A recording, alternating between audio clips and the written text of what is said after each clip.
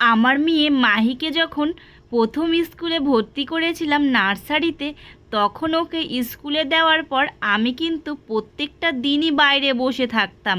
আর সেই কারণে এইখানে কিন্তু অনেকগুলো আমার বান্ধবীও হয়ে গেছিল, বান্ধবীদের সাথে পরিচয় হয়ে গেছিল আমার এই স্কুল থেকে। যেহেতু ও স্কুলে ভেতরে যখন ঢুকতো আমি তখন বাইরে দাঁড়িয়ে থাকতাম, সেই ক্ষেত্রেই আমার বান্ধবীর সাথে এইখানেই আমার পরিচয় হয়েছিল। তো এইখানে কিন্তু আমার একটা না দুটো না তিনটা চারটে পাঁচটা বান্ধবী হয়েই গেছিল। তো তখন তো প্রত্যেকটা দিনই আমি স্কুলে আসতাম, কিন্তু এখন আমার মেয়ে এলকেজিতে উঠে গেছে। তো সেই কারণে ভাবি যে অনেকটাক্ষণ যেহেতু স্কুলের পরে ছুটি দেয়, সেই জন্য এখন কিন্তু বাড়ি চলে যায়, আর থাকা হয় না।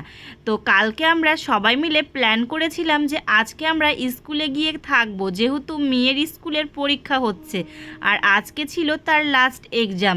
সেই জন্য সবাই মিলে আমরা প্ল্যান করেছিলাম আজকে স্কুলে গিয়ে থাকবো।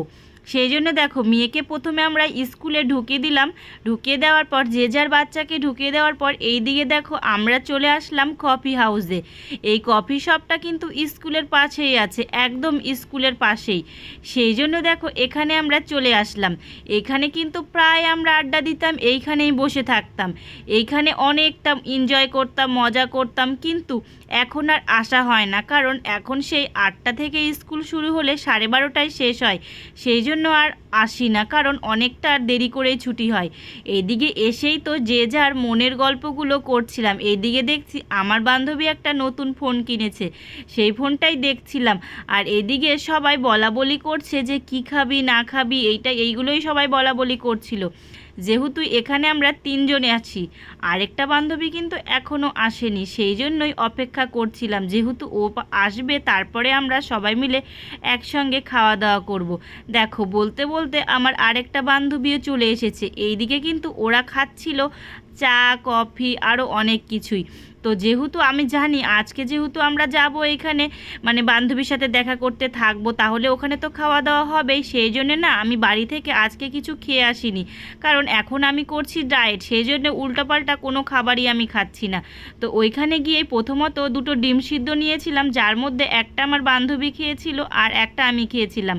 তারপরে যেটা খেয়েছিলাম সেটা হচ্ছে, এটা কি বলো তো, উপমা। উপমাটা কিন্তু শরীরের জন্য ভীষণ উপকার। আমি প্রথমে ভাবছিলাম এটা খাওয়া যাবে কি না, তারপরে দেখলাম হ্যাঁ এটা খাওয়া যেতেই পারে। তারপরে ওরা খাচ্ছিল ব্রেড অমলেট, তারপর হচ্ছে কেউ খাচ্ছিল ধোসা। তো সেই জন্য আমি আর এই সব কিছু খাইনি, শুধুমাত্র একটা ডিম সেদ্ধ আর খেয়েছিলাম উপমা।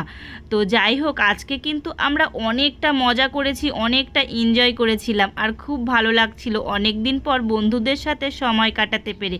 তো ভিডিওটা তোমাদের কেমন লাগলো?